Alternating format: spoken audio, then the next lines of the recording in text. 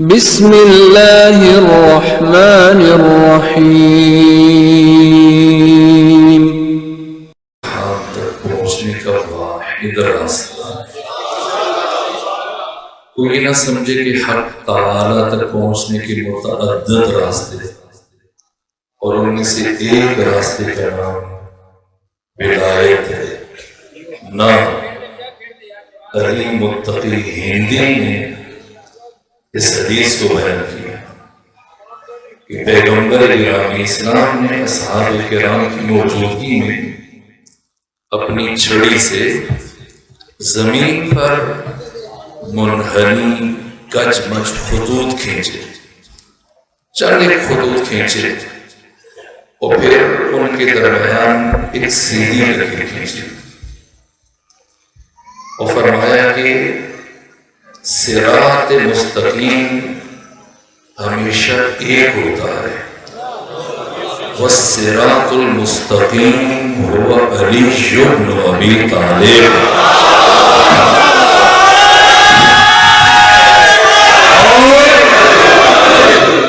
باقی کوئی بھی راستہ منزل تک پہنچانے کا ضامن نہیں سوائے راہ ولایت کی، اور روح ولایت ذات امیر المومنین علیہ السلام ہے۔ یہ علی کون ہے؟ اور علی شہید ہو جانے کے باوجود جبکہ دشمن 40 ہجری میں آپ کو قتل کر کے یہ سوچ رہا تھا کہ علی کا ذکر علی کی شہادت کے ساتھ ختم ہو جائے گا، لیکن جیسے شبلی شمیل عیسائی دانشور نے لکھا کہ علی تو اپنی شہادت کے بعد اور زندہ تر ہو گئے۔ آخر کیا وجہ ہے؟ عشق علی کا راز کیا ہے؟ محبت علی کا فلسفہ کیا ہے؟ علی کیوں ابدی؟ علی کیوں سرمدی؟ علی کیوں لازوال اور آفاقی، ہمگیر، یونیورسل، لافانی؟ جیسے جیسے وقت گزر رہا ہے ہر باشعور انسان علی کی طرف بڑھتا چلا جا رہا ہے۔ یہ جگہ، یہ مقام بیٹھنے کی جگہ نہیں، جبکہ سب روزہ دار ہیں، بھوک اور پیاس کی شدت کے باوجود بیمار اور ضعیف افراد بھی زمین پر بیٹھے، خاک پر بیٹھے۔ کیوں خاک پر بیٹھے؟ پیغمبر گرامی اسلام کو آپ کے ابن عم علی کی شہادت کا پرسہ پیش کرنے کے لیے۔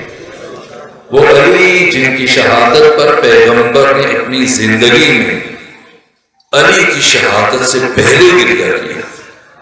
ماہ رمضان میں 10 ہجری جو پیغمبر کی زندگی کا آخری رمضان تھا، پیغمبر نے مناجات شعبانیہ ماہ رمضان سے 2 دن پہلے صحابہ کرام کے سامنے تلاوت کی اور پھر گریہ کرنا شروع کیا۔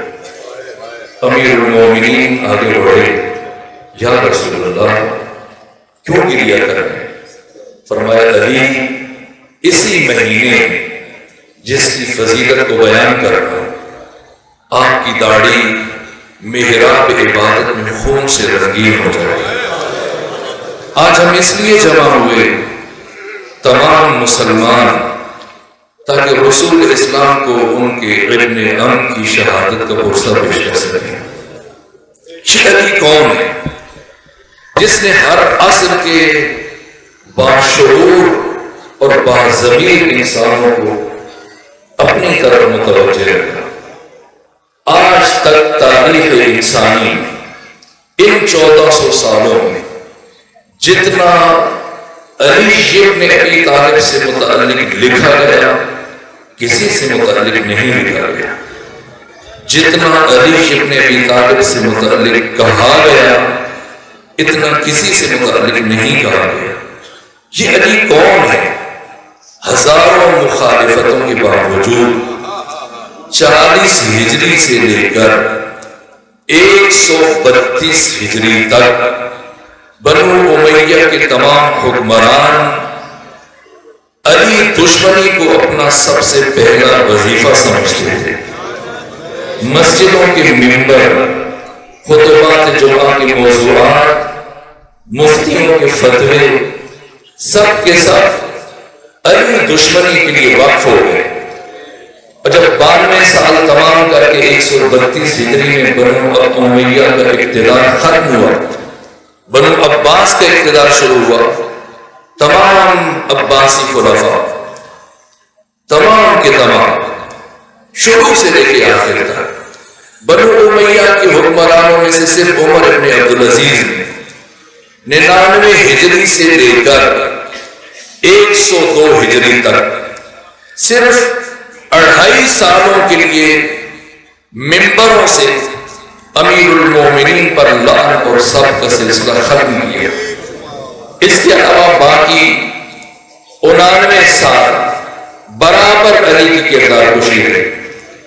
پھر 132 ہجری سے لے کر ابو العباس صفا سے حکومت شروع ہوئی، پھر منصور دوانقی، ہارون الرشید، مامون الرشید، محمد امین، ہادی، مہدی، متوکل، معتز، منتظر، مستعین، معتمر، یہ سارے کے سارے بنو عباس کے خلیفہ حکمران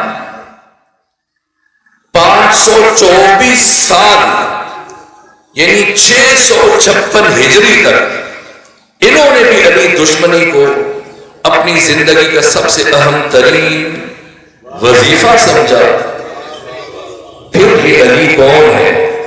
جبکہ حکمران علی کے خلاف، تخت و تاج علی کے خلاف، حکومت و سلطنت علی کے خلاف، مفتی اور ان کے فتوے علی کے خلاف، محدث اور ان کی حدیثیں علی کے خلاف، راوی اور ان کی روایتیں علی کے خلاف، مورخ اور ان کی تاریخیں جو علی دشمنی میں لکھی گئی، اس کے باوجود جو علی کون ہے، ان لامحدود مخالفتوں کے باوجود جس طرح سے آج سے 1400 سال پہلے آسمان امامت و ولایت پر مینار نور بن کر علی ابن ابی طالب لوگوں کی ہدایت و رہبری فرما رہے تھے، آج 1400 سال گزرنے کے باوجود روئے زمین کے ہر باضمیر انسان پر علی حکومت کر رہا ہے۔ لوگ لکڑی کے تخت پر بیٹھ کر لوگوں کے جسموں پر حکومت کر کے نابود ہو گئے، علی کی سرمدی حکومت ہر باضمیر انسان کی روح پر، اس کے وجدان پر جا کے ساری ہے۔ آخر یہ علی کون ہے؟ کیوں ہر ایک علی ابن ابی طالب علیہ آداب و تحیت و ثنا سے متعلق محور گفتگو ہے؟ کوئی ایسا فرد نہیں ہے تاریخ اسلام میں کسی بھی طبقہ حیات سے، میں کس سے متعلق اشارہ کروں؟ اگر بات شروع کروں برادران اہل تسنن، جمہور اور سواد اعظم کے پہلے خلیفہ، جب محضر پیغمبر میں، جبکہ ان کی بیٹی ام المومنین جناب عائشہ بھی موجود ہے، تو پیغمبر اور بیٹی کی موجودگی میں باپ علی کے چہرے کی طرف دیکھے جا رہا ہے، ٹکٹکی باندھے برابر علی کو دیکھ رہا ہے۔ تو بیٹی نے استفسار کیا، مجھے نہیں دیکھ رہے، میرے گھر میں آئے ہیں، علی کو دیکھے جا رہے ہیں، کہ بیٹی کیا کروں؟ میں نے پیغمبر اسلام کی زبان سے سنا، النظر الی وجہ علی ابن ابی طالب عبادہ، علی کے چہرے کی طرف دیکھنا عبادت ہے۔ یہ سنا تو اب بیٹی بول پڑی اور کہا، بابا ایسا نہیں ہے کہ صرف علی کو دیکھنا عبادت ہے، میں نے پیغمبر سے سنا ذکر علی عبادت، علی کا ذکر کرنا بھی عبادت ہے۔ باپ اور بیٹی دونوں کی گفتگو پیغمبر اسلام سن رہے تھے، جب دونوں کی بات سنی تبسم فرمایا کہ صرف ذکر علی عبادت نہیں، صرف علی کا چہرہ دیکھنا عبادت نہیں ہے، حب علی عبادت، علی سے محبت کرنا، علی سے محبت کرنا بھی عبادت ہے۔ تو سوال ہے ہر صاحب فکر کے لیے اور ہر صاحب دانش کے لیے کہ اللہ نے بشر کو صرف اور صرف اپنی عبادت کے لیے خلق کیا، اور اللہ کے یہاں ہر گناہ قابل معافی ہے سوائے شرک کے۔ فرمایا ما خلقت الجن والانس الا لیعبدون، میں نے جنوں اور انسانوں کو صرف اور صرف اپنی عبادت کے لیے خلق کیا۔ ما اريد منهم من رزق، مجھے ان جنوں سے اور انسانوں سے کوئی رزق نہیں چاہیے۔ جیسے مشرکین مکہ لات و منات و عزا اور حبل کے لیے کھانا بنا کے لے جاتے تھے اور کھانا کھلاتے تھے، پیش کرتے تھے، نہ مجھے رزق نہیں چاہیے۔ ان اللہ، اور نہ ہی میں اللہ یہ چاہتا ہوں کہ یہ جن اور انسان مل کر مجھے کھانا کھلائیں۔ ایطعمون، نہ، ان اللہ هو الرزاق ذو القوة المتین، اللہ خود رزق دینے والا ہے، اللہ صاحب قوت ہے، اللہ صاحب استحقاق ہے۔ اللہ نے بشر کو صرف بندگی کے لیے پیدا کیا۔ پھر فیصلہ کن لب و لہجے میں فرمایا وَقَضَىٰ رَبُّكَ أَلَّا تَعْبُدُوا إِلَّا إِيَّاهُ، اور تمہارے رب کا یہ قطعی فیصلہ کہ تم اس کے علاوہ کسی کی عبادت نہ کرو۔ یا ایھا الناس اعبدوا ربکم الذی، تمام انسانوں عبادت کرو اپنے رب کی جس نے تمہیں عدم سے وجود دیا۔ فلسفہ تخلیق بشر عبادت پروردگار، اور جس ہستی نے عبادت کو متعارف کروایا اور بتایا کہ عبادت ہے کیا، پیغمبر اسلام جب پوچھا کیا بتائیں عبادت کیا ہے، فرمایا حب علی عبادت، علی کا ذکر کرو یہ بھی عبادت ہے، علی کو دیکھو یہ بھی عبادت ہے۔ میں دست ادب جوڑ کر بارگاہ رسول میں سوال کرتا ہوں، یا رسول اللہ، اللہ نے ہمیں عبادت کے لیے خلق کیا، آپ فرما رہے علی کو دیکھو یہ عبادت خدا ہے، علی کا ذکر کرو یہ عبادت خدا ہے، علی سے محبت کرو یہ بھی اللہ کی عبادت ہے۔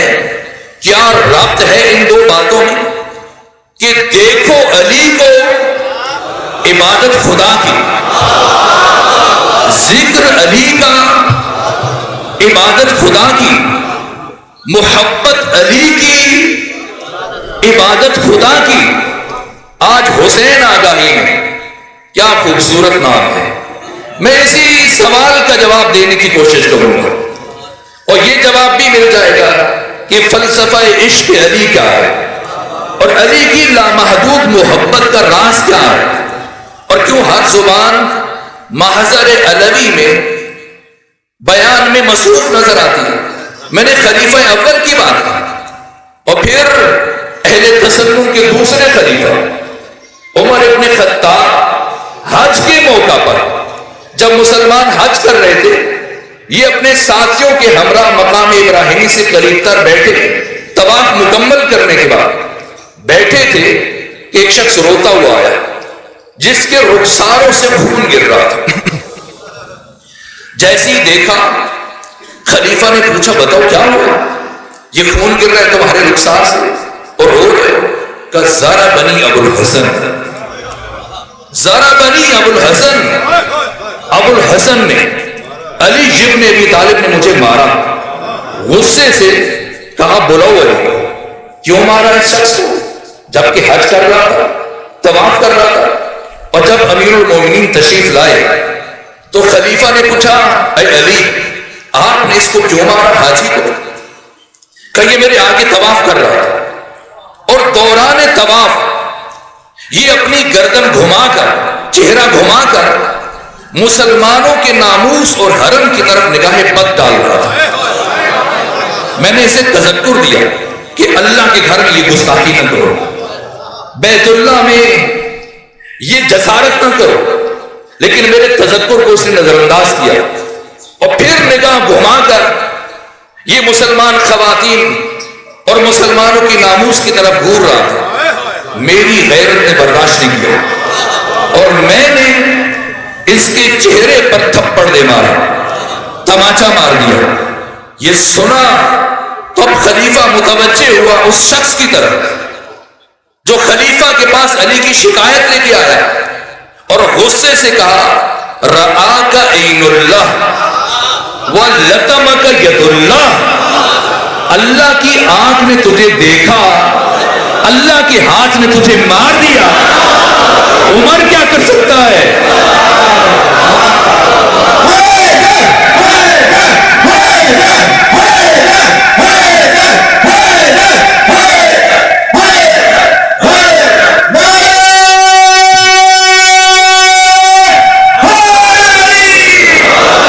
برادران اہل تسنن کے تیسرے خلیفہ جناب عثمان بن عفان جو 12.5 سال یہ دعا مانگا کرتے تھے کہ یا اللہ مجھے کبھی کسی ایسی مشکل میں گرفتار نہ کرنا جس کے حل کے لیے علی ابن ابی طالب موجود نہ ہو. اور پھر ائمہ اربعہ میں آ جائیے.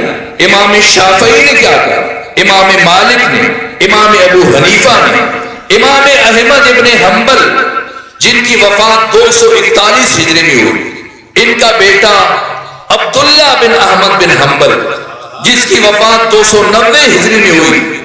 ابن جوزی نے اپنی کتاب الفضائل میں یہ بات تحریر کی, کہا کہ ایک دن عبداللہ نے اپنے باپ احمد ابن حنبل سے پوچھا کہ ما تقول فی تفضیل الصحابہ, آپ تفضیل صحابہ سے متعلق کیا نظریہ رکھتے ہیں, کس صحابی کو سب سے افضل مانتے ہیں؟ کہا ابو بکر, کہا پھر, کہا عمر, کہا پھر عثمان, کہا پھر چند اور نام لیے. اور بیٹا حیرت سے دیکھ رہا ہے. ثم سکت, پھر احمد ابن حنبل خاموش ہوئے. تو بیٹے نے سوال کیا تعجب سے کہ بابا آپ نے ان سب میں علی کا نام نہیں لیا. تو امام احمد ابن حنبل نے اپنے بیٹے کو جواب دیا بیٹا تمہارا سوال غلط ہے, علی من اہل البیت.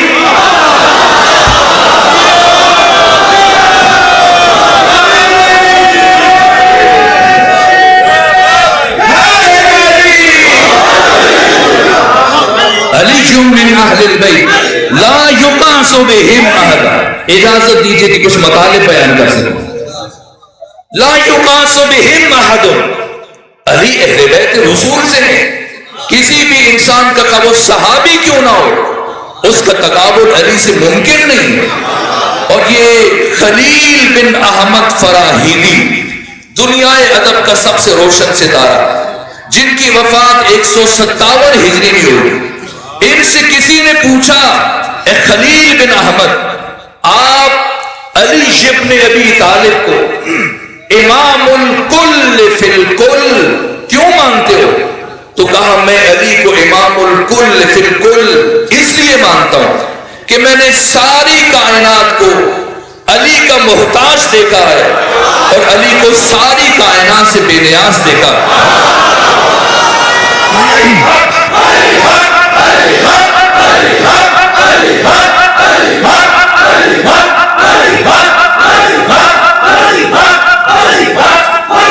اور یہ سیبویہ کے استاد ہیں, یا علی سیبویہ کے استاد متعلق کچھ بتائیں.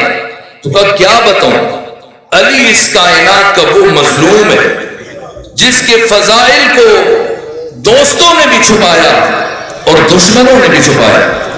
دشمنوں نے کینے اور حسد کی وجہ سے, دوستوں نے اپنی جان کے ڈر اور خوف کی وجہ سے ادھر بھی کتمان ادھر بھی کتمان, لیکن دونوں کے درمیان درحالی کے دوستوں اور دشمنوں نے علی کی فضیلتوں کو چھپایا. پھر بھی علی کے فضائل اتنے لامحدود ہیں کہ علی کے فضائل نے مشرق و مغرب کو اپنے نور سے منور کر دیا. اور یہ ابن جوزی جنہوں نے کتاب الموضوعات تحریر کی, دنیا اہل تسنن میں پہاڑ سے وزنی نام ہے. کتاب الموضوعات جس میں 16,000 من گھڑت احادیث کو جمع کیا اور کہا کہ ان میں سے کوئی حدیث پیغمبر کی نہیں ہے. سب پیغمبر سے منسوب کی گئی. اور اس کے بعد یہ جملہ کہا لیکن علی ابن ابی طالب کے فضائل کے باب میں کوئی حدیث جھوٹی نہیں ہے, کوئی حدیث من گھڑت نہیں ہے, اس لیے کہ اللہ نے علی کو اتنے فضائل عطا کیے اور پیغمبر نے اپنی 23 سالہ زندگی میں علی کے اتنے فضائل بیان کر دیے کہ اب کسی انسان کو علی کی جھوٹی فضیلت گھڑنے کی کوئی ضرورت نہیں. یہ ابن جوزی ہیں اور وہ ابن عساکر جنہوں نے دنیا اسلام کی سب سے بڑی تاریخ لکھی ہے, تاریخ مدینہ تو دمشق, 160 جلدوں میں, اور ان 160 جلدوں میں سے 3 جلدیں در حالی کہ ان کا تعلق شام سے 571 ہجری میں ان کی وفات ہوئی. ان 160 جلدوں میں سے 3 جلدیں صرف علی ابن ابی طالب کے فضائل سے متعلق تحریر کی. یہ ابن عساکر, اور کس کی بات کروں, یہاں تک کہ صاحب تفسیر در المنصور علامہ جلال الدین سیوطی اپنی علوم قرآن پر مشتمل کتاب الاتقان میں تحریر کیا. جلال الدین سیوطی جن کی وفات 911 ہجری میں ہوئی, انہوں نے جب مفسرین کے طبقات کو بیان کرنا شروع کیا تو طبقہ اولا میں قرآن کے پہلے مفسرین صحابہ کرام ہیں. عہد رسول سے جب تفسیر کا سفر شروع ہوا جن کی تعداد 10 ہے, اور ان 10 میں سب سے پہلے علی ہے, اور علی کا علم جلال الدین سیوطی متوفہ 911 ہجری, وہ فرماتے علی کا علم باقی 9 اصحاب کے مقابلے میں بلکہ تمام اصحاب کے مقابلے میں وہی حیثیت رکھتا ہے جو سمندر کی حیثیت کوزے کے مقابلے میں ہوتی ہے. اور وہ شخصیت جس کا تعلق بر صغیر پاک و ہند سے ہے, جس نے اہل تسنن کے مکتب کا تعارف پیش کیا پاک و ہند میں, یعنی شاہ ولی اللہ دہلوی 1162 میں جن کی وفات ہوئی, اور بر صغیر پاک و ہند میں اہل تسنن کے مکتب کی بنیاد رکھی. اسی خاندان سے تعلق رکھنے والے شاہ عبد الحق محدث دہلوی نے مدارج النبوہ میں یہ جملے تحریر کیے کہ جنگ احد میں جب تمام افراد پیغمبر گرامی اسلام کو چھوڑ کر چلے گئے, یہاں تک کہ جب خالد بن ولید نے پہاڑی کا چکر کاٹ کے حملہ کیا تو میدان جنگ میں یا نبی نظر آ رہے تھے یا علی نظر آ رہے تھے, اور صرف علی نے دیوانہ وار پیغمبر گرامی اسلام کا طواف کرنا شروع کیا کہ کوئی دشمن ختمی مرتبت کو نقصان پہنچانے میں کامیاب نہ ہو جائے. اس لمحے یہ شاہ ولی اللہ شاہ عبد الحق محدث دہلوی نے مدارج النبوہ میں تحریر کیا. خاندان ولی اللہ کے چشم و چراغ نے, اتنی بڑی شخصیت نے, مجھے ابھی ایک دوست کہہ رہے تھے یا رسول اللہ کہنا چاہیے نہیں کہنا چاہیے, یا علی کہنا چاہیے صرف علی کہنا چاہیے, یا محمد کہنا چاہیے صرف محمد کہنا چاہیے. اور میرے خیال یہ قریب میں بیٹھے ہیں تو انہیں میں امام اہل سنت شاہ عبد الحق محدث دہلوی کا جملہ عرض کر رہا ہوں.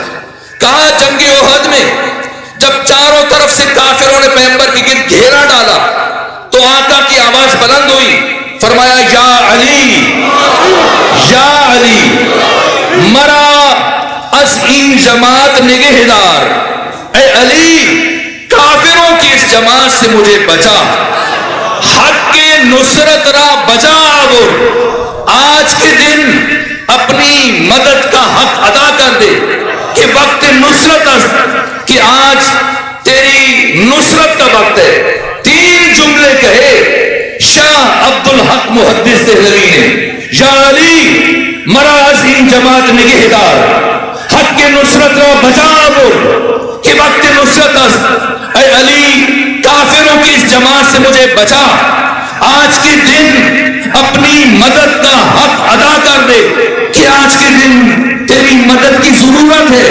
اگر میں شاہ عبد الحق محدث دہلوی کے ان 3 جملوں کا خلاصہ کروں تو پیغمبر اسلام نے جنگ احد کے دن یہی فرمایا, یا علی مدد,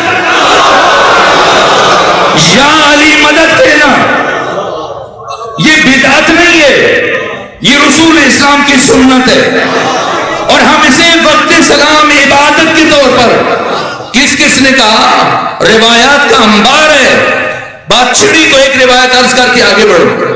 علامہ جلال الدین سیوطی نے تحریر کیا کہ ختمی مرتبت کی دعا مانگنے کی خاص روش ایک طریقہ تھا۔ جب بھی کوئی حاجت مند مصیبت میں گرفتار پریشان حال صحابی مسلمان محضر رسول میں آتا، اللہ کے رسول میرے لیے دعا کر دیجیے، تو پیغمبر ان لفظوں کے ساتھ دعا کیا کرتے تھے، اللہم ارحم علی فلان بحق علی، اے خدا تجھے علی کی عزت کا واسطہ تو اس شخص کی پریشانی کو دور فرما۔ لیکن علامہ نے لکھا اس زمانے میں کچھ افراد ایسے تھے جنہیں یہ بات اچھی نہیں لگتی تھی کہ جب بھی کوئی آ جائے علی کا واسطہ، آخر ہم بھی موجود ہیں، کبھی تو پیغمبر کو دعا میں ہمارا بھی نام لے لینا چاہیے۔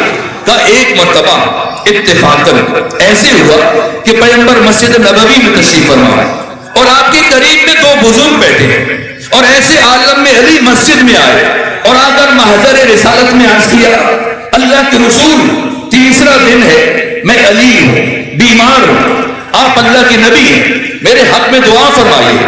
پیغمبر نے اپنے ہاتھ اٹھائے، ادھر وہ دو افراد جو پیغمبر کے قرب میں بیٹھے تھے ان میں سے ایک نے دوسرے کو کوہنی ماری، کہا بہت اچھا، پہلے تو کوئی آتا تھا دعا کے لیے تو پیغمبر علی کا واسطہ دیتے تھے، آج جب کہ خود علی مشکل میں، مشکل کشا خود مشکل میں، اور پیغمبر کے پاس یا تو بیٹھا ہے یا میں بیٹھا ہوں، آج پیغمبر یا دعا میں تمہارا نام دیں گے یا میرا واسطہ دیں گے۔ اب جو ختمی مرتبت نے اپنے ہاتھوں کو دعا کے لیے اٹھایا، یہ عزت علی، پہلے عزت علی سنیں پھر علی کی عزت کا راز سمجھنے کی کوشش کریں گے۔ پیغمبر نے علی کے ہاتھوں، پیغمبر نے اپنے ہاتھوں کو دعا کے لیے اٹھایا اور ان لفظوں کے ساتھ دعا مانگی۔ پہلے کیسے دعا مانگتے تھے؟ اللہم ارحم علی فلان بحق علی، اے خدا تجھے علی کی عزت کا واسطہ تو اس شخص کی پریشانی کو دور فرما۔ لیکن آج جب خود علی نے دعا کی خواہش کی، پیغمبر نے اپنے ہاتھ اٹھائے اور ان لفظوں کے ساتھ دعا مانگی، اللہم ارحم علی علی بحق علی، اے خدا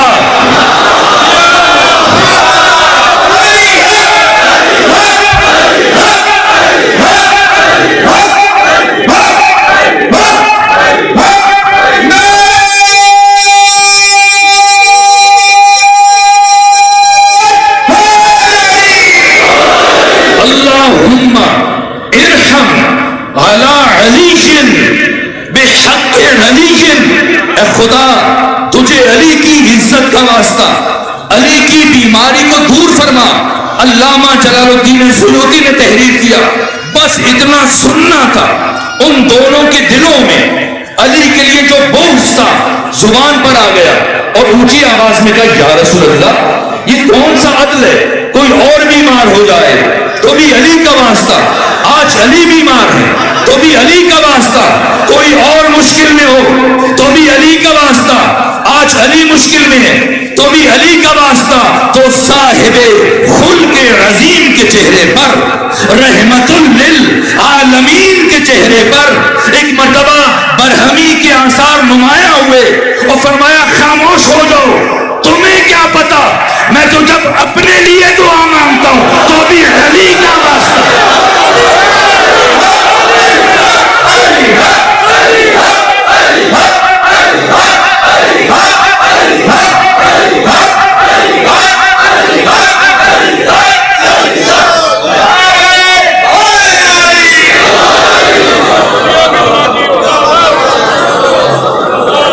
علی کون ہے؟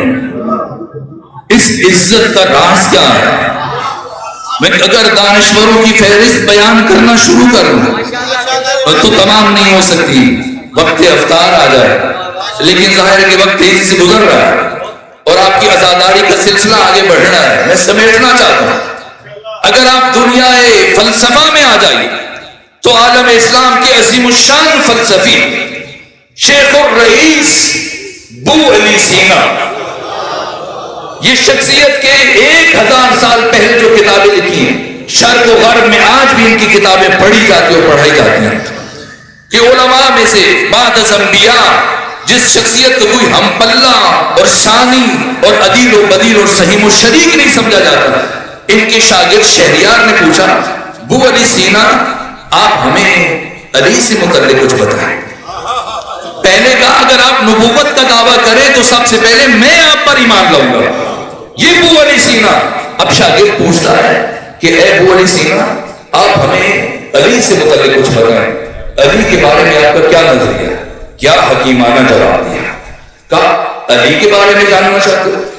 علی کی حیثیت ساری کائنات کے تمام انسانوں کے درمیان وہی ہے۔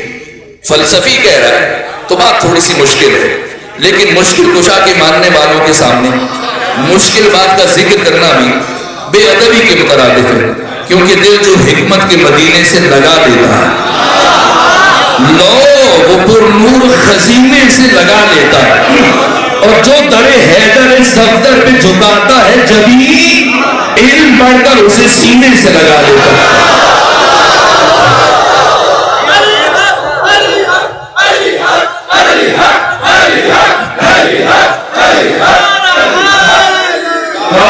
اس لیے کہا کہ علی کی حیثیت کائنات کے تمام انسانوں کے درمیان وہی ہے جو محسوسات کے درمیان معقول کی ہوتی ہے، کون سمجھے اس جملے کو، اور معقولات کے درمیان مشہود کی ہوتی ہے۔ اور آپ نے شب قدر گزاری اور دوسری شب قدر تیسری شب قدر آنے والی ہے، تو سنیں بو علی سینا نے کیا کہا، اور سال کے بقیہ شب و روز کے درمیان لیلۃ القدر کی ہوتی ہے۔ لیلۃ القدر بو علی سینا کہتے ہیں لیلۃ القدر میں اگر کوئی جاگے وہ پھر بھی لیلۃ القدر ہے، سو کے گزار دے وہ پھر بھی لیلۃ القدر ہے، عبادت کرے پھر بھی لیلۃ القدر ہے، غفلت میں گزار دے تب بھی لیلۃ القدر ہے، قرآن کھول کے سر پہ رکھے تب بھی لیلۃ القدر ہے، قرآن نہ رکھے تب بھی لیلۃ القدر ہے۔ جاگنے سے، ساری رات عبادت کرنے سے، قرآن کھول کے سر پہ رکھنے سے لیلۃ القدر کی عزت میں اضافہ نہیں ہوگا، اور سوئے رہنے سے، غفلت میں پڑے رہنے سے لیلۃ القدر کی عزت و شان میں کوئی کمی نہیں آئے گی۔ کہ اسی طرح اگر ساری کائنات علی کے دروازے پر اپنی جبین نیاز خم کر دے تو علی کی عزت میں کوئی اضافہ نہیں ہوگا، اور ساری کائنات علی سے دشمنی پر اتر آئے تو علی کی عزت میں کوئی کمی نہیں آئے گی۔ علی ہر حال میں علی ہے، اللہ نے علی کو علی خلق کیا۔ یہ علی کیسے عرض کروں،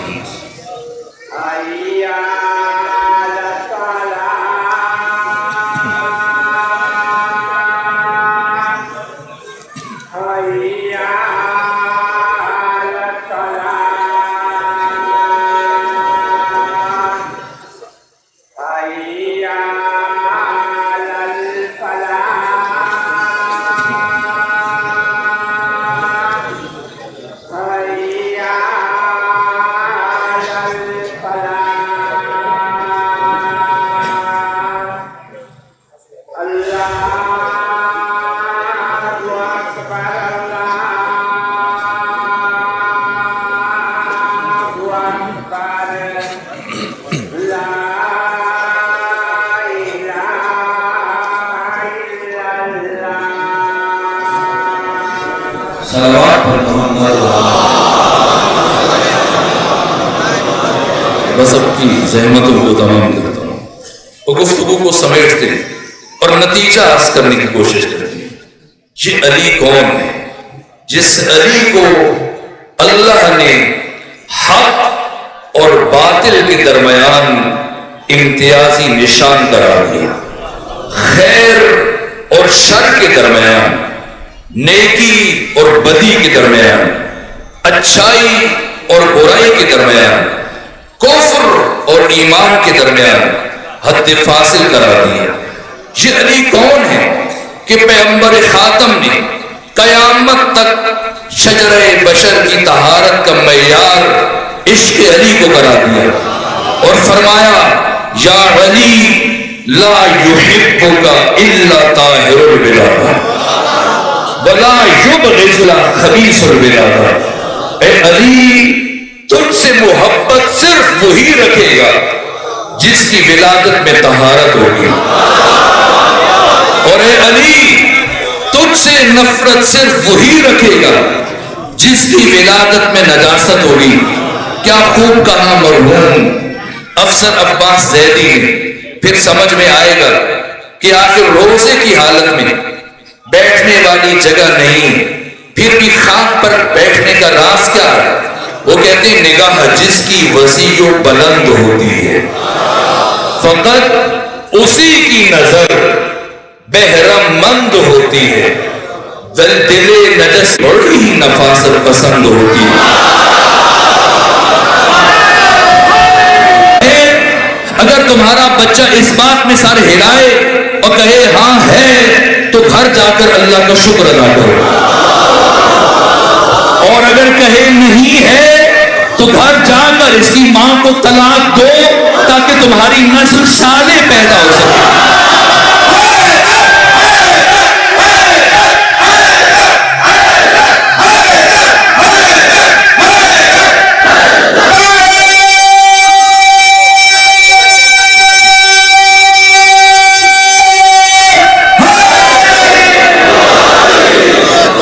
حق کا عالم حلیت و حرمت کے درمیان حد فاصل ذات امیر المومنین کو قرار دیا، اور بہت وزنی جملہ جس پر پوری کتاب لکھی استاد حق شہید مرتضی مطہری نے، جاذبہ و دافعہ امام علی، اور راز بیان کیا اور اس موضوع کو تفصیل سے بیان کیا. آخر کیا وجہ ہے ان 1400 سالوں میں علی کی امتیازات میں سے ایک اساسی امتیاز، 1400 سالوں میں جتنے دوست علی کے کسی کے اتنے دوست نہیں، اور جتنے دشمن علی کے کسی کے اتنے دشمن نہیں. دوست اپنی دوستی میں شدید ہے، یہاں تک کہ امیر المومنین خود فرماتے ہیں اگر میں مومن کو زمین پہ گرا کر اس کے سینے پر سوار ہو جاؤں اور چھڑی اس کے ناک پر ماروں یا اپنی شمشیر اس کی گردن پر رکھ دوں اور اس سے مطالبہ کروں مجھ سے اظہار براءت کرو، وہ اپنی جان قربان کر دے گا لیکن مجھ سے اظہار براءت نہیں کرے گا. اور اگر میرے دشمن کو ہفت اقلیم کی حکومت سونپ دی جائے اور کہا جائے علی سے محبت کرو، وہ مجھ سے محبت نہیں کرے گا.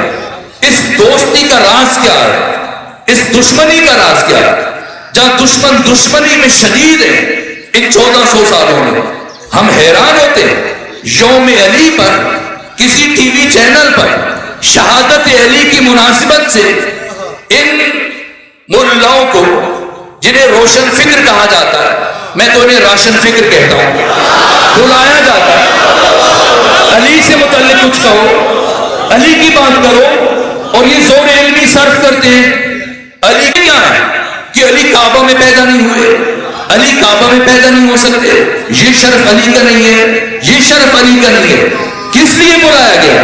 یہی علی فرما رہے ہیں اگر میرے دشمن کو ہفت اقلیم کی حکومت دے دی جائے وہ مجھ سے محبت نہیں کرے گا، اور علی کا عاشق اور محب چاہے اس کی جان چلی جائے، اگر میں صدر اسلام سے آج تک کے نام گر پاؤں حجر بن عدی رسول اسلام کا وہ عظیم صحابی جو مستجاب الدعوات ہیں، جنہوں نے زندگی میں جو بھی دعا کی قبول ہوئی. یہ حجر بن عدی جو شب نماز میں رات میں ایک رکعت میں پورے قرآن کی تلاوت کرتے تھے، یہ شہید عشق علی ہے. علی کی محبت میں شہید ہوئے. وقت نہیں کہ تفسیر بیان کروں. ابن سکین علی کی شہادت کے 200 سال گزرنے کے بعد متوکل کے دربار میں جب متوکل نے کہا کہ تمہارے خیال میں میرے یہ 2 بیٹے زیادہ افضل ہیں یا علی کے بیٹے حسن اور حسین، تو ابن سکین کہ جو اس کے بچوں کا استاد تھا، جیسی سنا مزاج آشنا ہے، جانتے ابن سکین کے متوکل کیا کرے گا، لیکن غصے سے چہرہ سرخ ہو گیا. کہا متوکل تو نے کیسی بات کر دی، تو حسن حسین کی بات کر رہا ہے، علی کی بات کر رہا ہے؟ نہ، میں علی ابن ابی طالب کے ادنا غلام قمبر کو تم سے اور تمہارے دونوں بیٹوں سے 1000 گنا افضل و بہتر سمجھتا ہوں. پتا تھا جان چلی جائے گی، زبان کو گدی سے کھینچ لیا گیا. میثم تمار علی کی شہادت کے 20 سال گزرنے کے بعد جب دنیا علی کے فضائل کو بھول رہی تھی تو فراز دار سے آواز بلند کی، آؤ جو علی کے فضائل کو بھول رہے تھے میں فضائل سناتا ہوں. سولی کیسی عجیب موت تھی کہ کئی گھنٹے گزر گئے، اس لیے کہ آپ کا جو بھی عضو کاٹا جاتا تھا باندھ دیا جاتا تھا، خون رستا تھا، اور اتنی تکلیف کے باوجود ایک لمحہ ضائع کیے بغیر میثم تمار برابر علی کے فضائل بیان کرتے چلے گئے. حسین آگاہی کے اس مقام میں چاہے آپ زمین پہ بیٹھے ہو، میں اس آرام دہ ممبر پر بیٹھ کے فضائل بیان کروں، ممبر پر بیٹھ کے علی کے فضائل بیان کرنا اور ہے، سولی پہ فراز دار سے علی کے فضائل بیان کرنا اور ہے. اور کیا خوب کہا مرحوم اختر چنیوٹی نے کہ فراز دار سے، اور اس سے پہلے ہمارے ہندوستانی دوست ہیں ان کا شعر بھی کیا خوب ہے. ہم بھی یہاں فضائل بیان کرتے ہیں، لیکن جیسے میثم نے بیان کیے اس فلسفے کو بیان کیا، کہا کہ ذکر علی کے واسطے اونچائی چاہیے، ذکر علی کے واسطے اونچائی چاہیے. میثم اسی خیال سے سولی پہ چڑھ گئے اور سولی پہ چڑھ کے میثم نے کیا اعلان کیا؟ فراز دار سے میثم بیان دیتے ہیں، رہے گا ذکر علی. ہم آپ بھی زبان دیتے ہیں، میثم نے کیسے زبان دی؟ رہے گا ذکر علی. ہم زبان دیتے ہیں اور صفے بناؤ محبو کہ دار سے میثم نماز عشق علی کی اذان دیتے ہیں.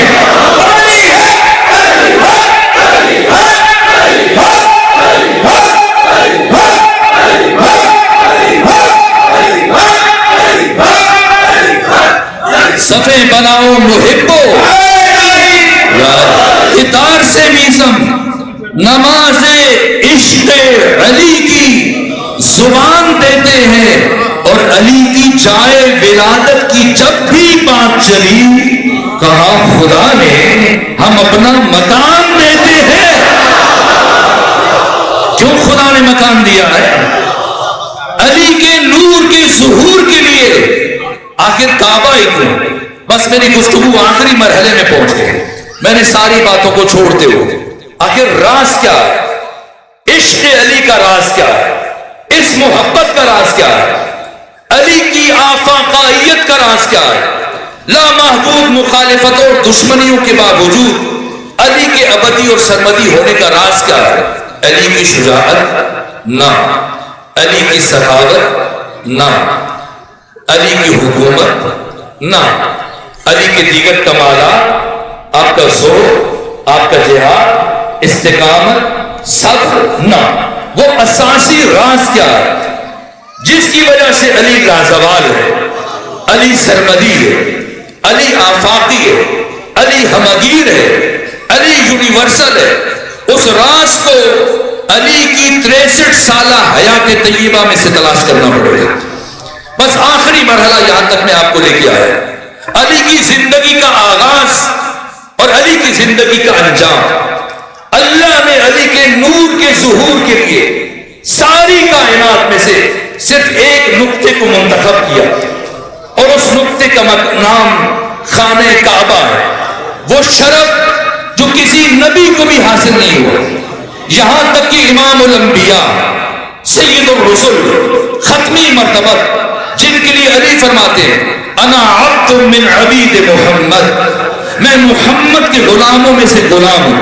لیکن پیغمبر کی ولادت بھی کعبہ میں نہیں ہوئی. کیوں پیغمبر کی ولادت کعبہ میں نہیں ہوئی اور علی کی ولادت کعبہ میں ہوئی؟ اس راز کو شہید مرتضیٰ مطہری نے بیان کیا کہ اس لیے کہ پیغمبر اللہ کے جمال کے مظہر ہے. اور قرآن نے آپ کے تعارف میں فرمایا وما ارسلناک الا رحمتا للعالمین، آپ عالمین کے لیے صرف رحمت ہے. 27 غزوات میں پیغمبر بنفس نفیس شامل تھے، ہاتھ میں تلوار بھی تھی اور سب سے آگے بھی تھے. کیا کوئی کافر آپ کے ہاتھ سے قتل ہوا؟ کیوں؟ اس لیے کہ آپ جمال خدا کے مظہر ہیں، اللہ کی رحمت کے مظہر ہیں. حق تعالی نے اپنے جمال کو پیکر مصطفی میں ظاہر فرمایا اور علی اس کائنات میں اللہ کے جلال کے مظہر اور اللہ کے جلال کے ظہور کی تجلی کو اس ساری کائنات میں سوائے اللہ کے گھر خانہ کعبہ کے کوئی بھی دوسرا مقام تحمل کرنے کی صلاحیت نہیں رکھتا. اس لیے علی کی ولادت کعبہ میں ہوئی اور شہادت وہ بھی اللہ کے گھر میں، اس لیے کہ علی کی شہادت کے بارے گراں کو سوائے اللہ کے گھر کے کوئی دوسرا مقام تحمل کرنے کی صلاحیت نہیں رکھتا. آئے تو اللہ کے گھر میں، گئے تو اللہ کے گھر میں. علی کی زندگی کا سفر اللہ کے گھر سے شروع ہوا اور اللہ کے گھر پہ جا کے ختم ہوا. جب اللہ کے گھر میں آئے تو پہلا کام علی نے اللہ کا سجدہ کیا اور جب اللہ کے گھر سے رخصت ہو رہے تھے تو آخری کام علی نے اللہ کا سجدہ کیا. اور پھر علی کی ساری زندگی یہ 63 سال ان دو گھروں کے درمیان، ان دو سجدوں کے درمیان گزر گئے. اور علی کی زندگی کا کمال اور علی کی ابدیت کا راز یہ کہ ان 63 سالوں کے کسی ایک لمحے کے کروڑویں حصے میں بھی علی نے کسی بشر کو اپنی طرف متوجہ نہیں ہونے دیا، اپنی طرف متوجہ نہیں ہونے دیا، ہمیشہ خدا کی طرف متوجہ کیا. یہ علی کا کمال ہے.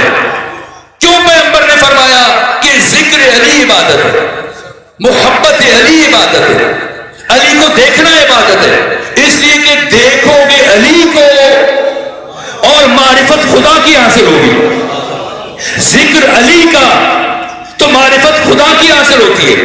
محبت علی کی میں نہیں کہہ رہا، ابن ابی الحدید معتزلی شرح ناج البلاغہ اہل سنت عالم ہے، ناج البلاغہ کی شرح لکھی اور پہلے خطبے کی شرح لکھنے کے بعد احساس ہو کہ کام بہت مشکل ہے تو یہ جملہ لکھا ہے مشکل بات. وہ کہتے ہیں کہ اس کائنات میں فضائل اور کمالات کے متعدد میادین ہیں اور ان تمام میادین میں سے علی ابن ابی طالب سب سے پہلے، سب سے اول، سب سے آگے. جیسے سخاوت ہے، جیسے شجاعت ہے، جیسے صبر ہے، جیسے استقامت ہے، یہ سارے میدان. لیکن ایسا نہیں کہ یہ میدان خالی ہو اور ان میں صرف علی نظر آئے، نہ باقی بھی ہیں، لیکن علی سب سے آگے ہیں. لیکن ایک میدان فضیلت اور ایک میدان شرف ابن ابی الحدید معتزلی کہہ رہے ہیں، عالم اہل سنت کا ایک میدان فضیلت وہ ہے جس کا یکتا و تنہا شاہ سوار صرف اور صرف علی ابن ابی طالب ہے. اور آدم سے لے کے عیسیٰ تک کوئی نبی بھی اس میدان میں علی کی برابری نہیں کر سکتا.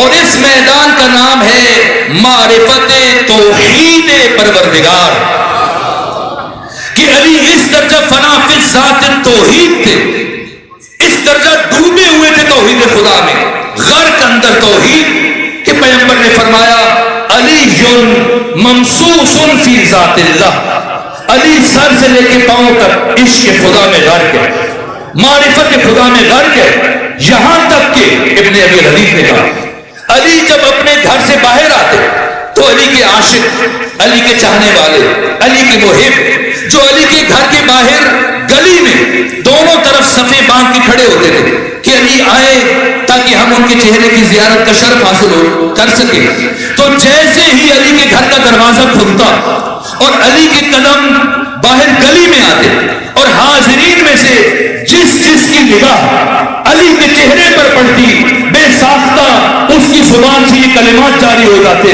اللہ اللہ ما اتقوا ھذا الرجل، اللہ اللہ ما اشجع ھذا الرجل، اللہ اللہ ما عالم ھذا الرجل، اللہ اللہ کتنا بڑا متقی آ گیا، اللہ اللہ کتنا بڑا زاہد آ گیا، اللہ اللہ کتنا بڑا عارف آ گیا۔ کہا وہ ذات جسے دیکھتے ہی لوگوں کی زبانوں پر فوراً نام خدا جاری ہو جائے، اس کائنات میں وجہ اللہ کہلانا صرف اسی علی کو زیب دیتا ہے، علی کے غیر کو زیب نہیں دیتا، یہ علی کی شان ہے۔ میں نے گفتگو تمام کر دی، علی نے اپنے تعارف میں خود فرمایا انا آیت اللہ العظمی، یا علی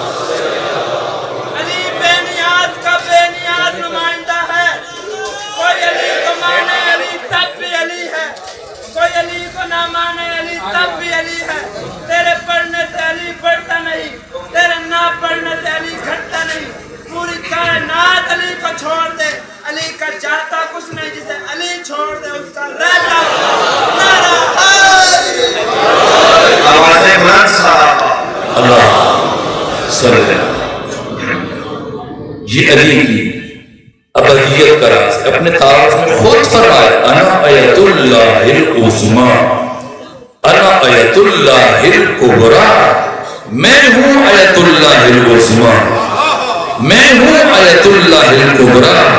پھر فرمایا ما للہ آیت اکبر منی، اس کائنات میں مجھ سے بڑھ کر اللہ کی کوئی دوسری آیت موجود نہیں رکھتی۔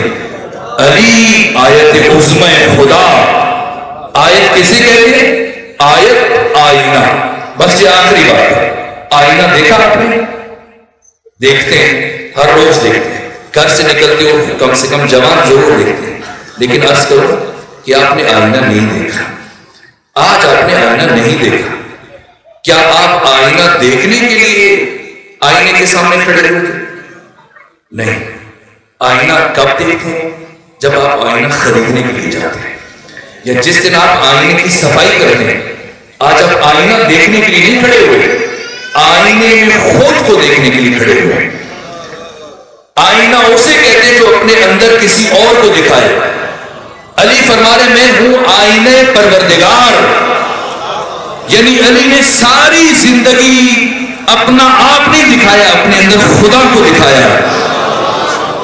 اس لیے علی کو دیکھنا عبادت ہے، اس لیے علی کا ذکر عبادت ہے، اس لیے علی کی محبت عبادت ہے۔ اپنے سماجی رویے چھوٹی سی کامیابی مل جائے، یہ جوان جو بیٹھے ہیں بڑی تعداد میں جو شوق سے مثلا کھیلتے ہیں، ہمارا قومی کھیل تو ہاکی ہے لیکن یہ کرکٹ کھیلتے ہیں، کرکٹ کے میدان میں جب دو ٹیمیں آمنے سامنے ہوتی ہیں، یہ بزرگ ہیں جو کھیلتے نہ ہو لیکن دیکھتے ہیں، کم سے کم جب ہمسایہ ملک کے ساتھ آپ کا میچ ہو تو اگر اسٹیڈیم میں نہ جا سکے تو ٹیلی ویژن سامنے رکھ کے دیکھتے ہیں، اور اگر کیا ہے مثلا اگر ملک جیسے کوئی اناڑی نہیں جانتا تو وہ 3 ڈنڈے میدان میں ڈال دیتے ہیں اور سامنے ایک بلے باز کھڑے ہو جاتے ہیں، اور دوسری طرف سے جو مخالف ٹیم کا ایک بالر ہوتا ہے وہ ہاتھ میں گیند لے کے بھاگتا ہوا آتا ہے اور سرعت سے گیند پھینکتا ہے نشانہ دے کے۔ کس لیے پھینکتا ہے؟ تاکہ چھکا لگا دے، چوکا لگا دے۔ پھر کیوں پھینکتا ہے؟ تاکہ یہ اس جو پیچھے 3 ڈنڈے ہیں یہ گیند ان کو لگ جائے، یہ نہیں لگے۔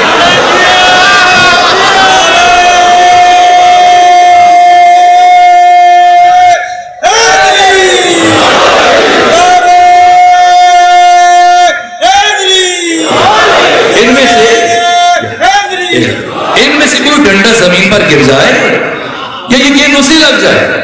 اور اگر وہ اتنی مہارت سے گیند پھینکے کہ گیند اس وکٹ کو ان 3 میں سے ایک ڈنڈے کو گرانے میں کامیاب ہو جائے تو اس کا ریئیکشن کیا ہوتا ہے؟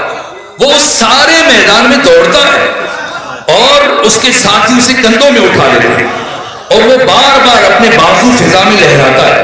یہ کیا کر رہا ہے؟ مسل دکھا رہا ہے, اپنی طاقت کا اظہار کر رہا ہے. اگر پوچھ لیا جائے کہ اس نے کیا کیا, ساری دنیا والوں کو مسل دکھا رہا ہے, کیا کیا, تو کیا کہیں گے؟ وکٹ اٹھایا, ایک ڈنڈا اٹھایا. یہ ہم ہیں, ہمارے معاشرتی اور سماجی رویے کہ ہمارا بالر ایک وکٹ اکھاڑ لے تو ساری دنیا کو اپنے مسل دکھائے. اور وہ علی ابن ابی طالب جو خیبر کے اس دروازے کو جسے 20 پہلوان مل کر کھولتے تھے اور مل کر بند کرتے تھے, ایک جنبش دست سے فضاؤں میں اچھال دے اور اچھالنے کے بعد یہ فرمائے کہ یہ دروازہ میں نے اپنی طاقت سے نہیں اکھاڑا, یہ تو اس کی دی ہوئی طاقت تھی. اس لیے شیخ سعدی نے کہا, اس لیے شیخ سعدی نے کہا اس علی آموز اخلاص عمل. اگر اخلاص عمل سیکھنا ہے تو علی سے سیکھو. یہ علی کی ابدیت کا راز ہے. علی کی زندگی میں آغاز سے انجام تک سوائے خدا کی کچھ نظر نہیں آئے گا. علی نے اپنے عمل سے اور کردار سے ہمیشہ خدا کی طرف بلایا.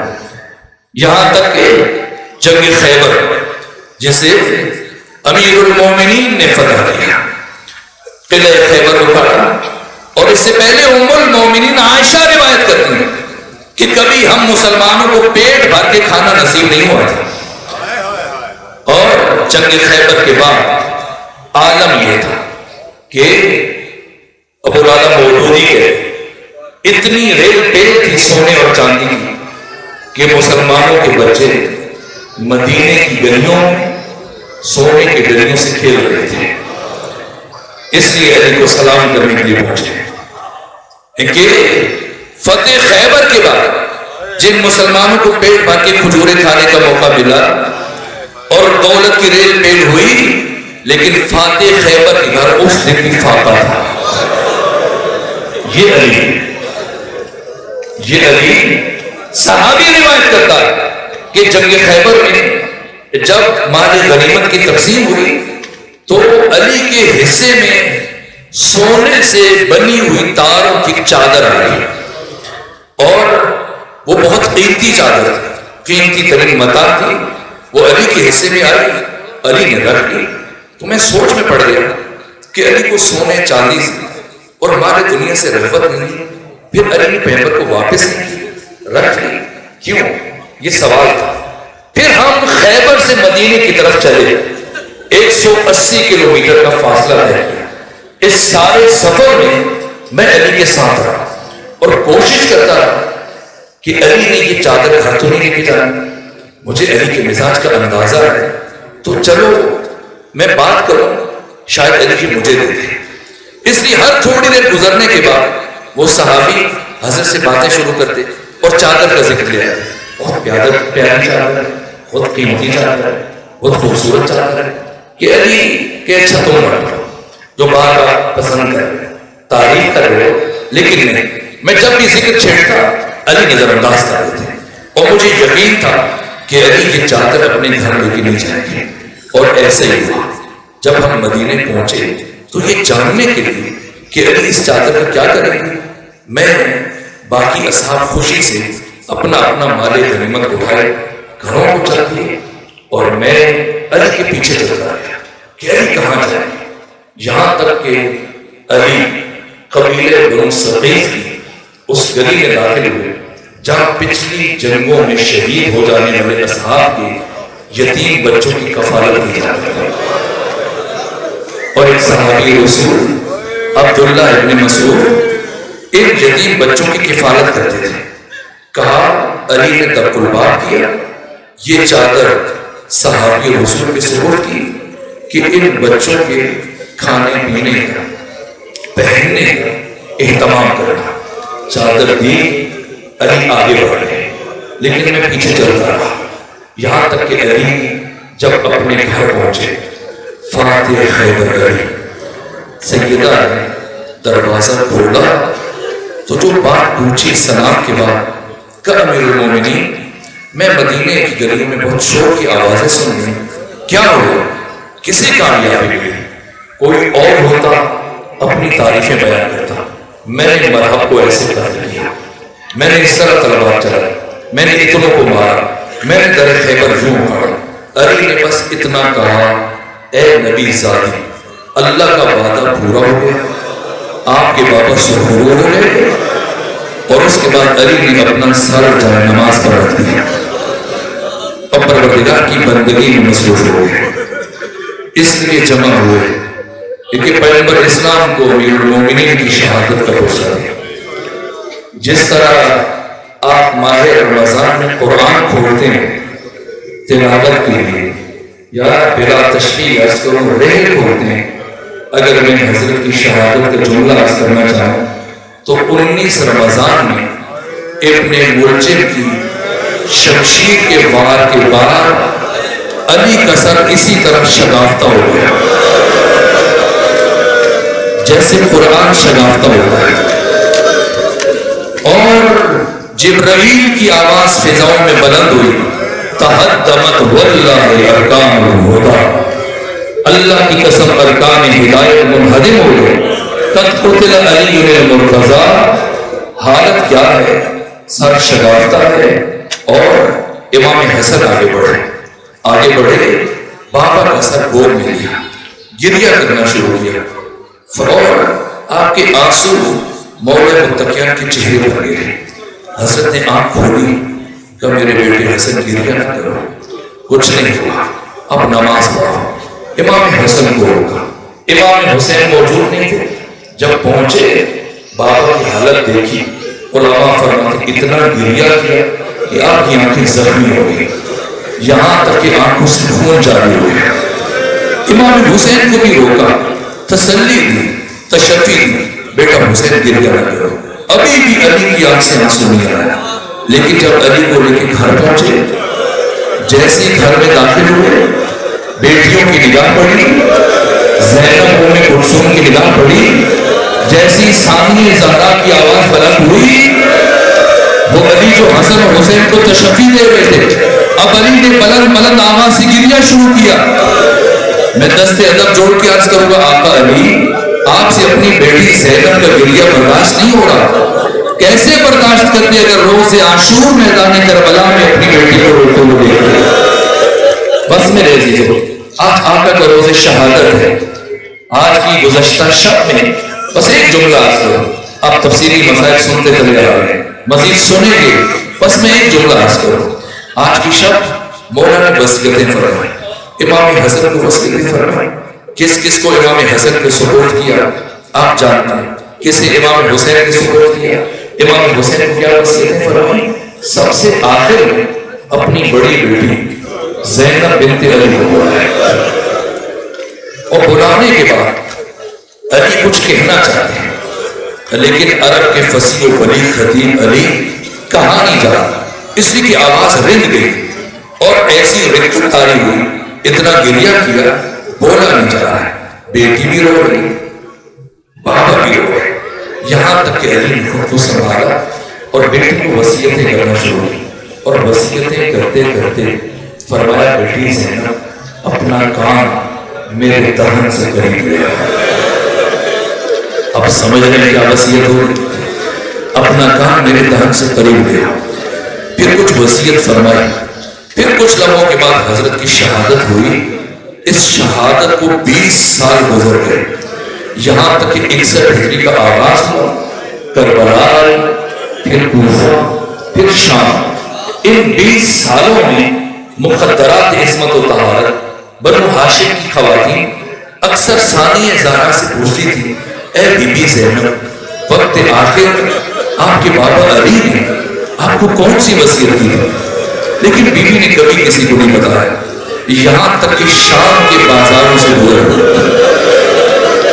میں آہستہ آہستہ اس لیے پڑھ رہا ہوں تاکہ آپ تحمل کر سکیں اور مجھے روایت پوری کرنے کا موقع مل جائے۔ بی بی نے سب سے پہلے مرحلے میں بازار عبور کیے، کیسا سفر تھا، پتھروں کی بارش ہوئی، اتنے پتھر برسائے کہ بیوی کے لیے پاؤں کے بل چلنا مشکل ہو گیا، کوہنیوں کے بل چلی، لیکن سفر رکنے نہیں دیا، یہاں تک کہ بعض شام کی عورتیں اپنے گھروں سے گرم کھولتا ہوا پانی چھتوں پر لے گئے، جہاں سے یہ بیویاں اور بچے گزر رہے تھے یہ کھولتا ہوا پانی ان کے سروں پر گرایا گیا۔ اس کے باوجود ثانیہ زہرا نے اپنا سفر نہیں روکا، کیوں؟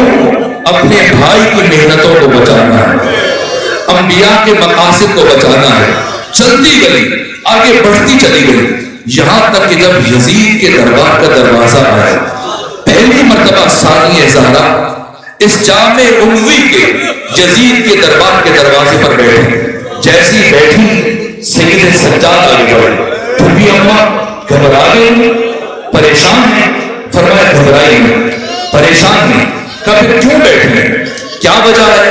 ایک سنو سید سجاد، 40 ہجری میں جب میرے بابا علی کے سر پہ زر لگی تھی تو سب سے آخر میں انہوں نے قریب بلا کر میرے کان میں ایک وصیت کی تھی، پھر 20 سال سب مجھ سے پوچھتے رہے، میں نے کسی کو نہیں بتایا، آج پہلی مرتبہ آپ کو بتانے لگی۔ سید سجاد، میرے بابا علی نے مجھ سے یہ کہا تھا، اے بیٹی زینب، تجھے اپنی زندگی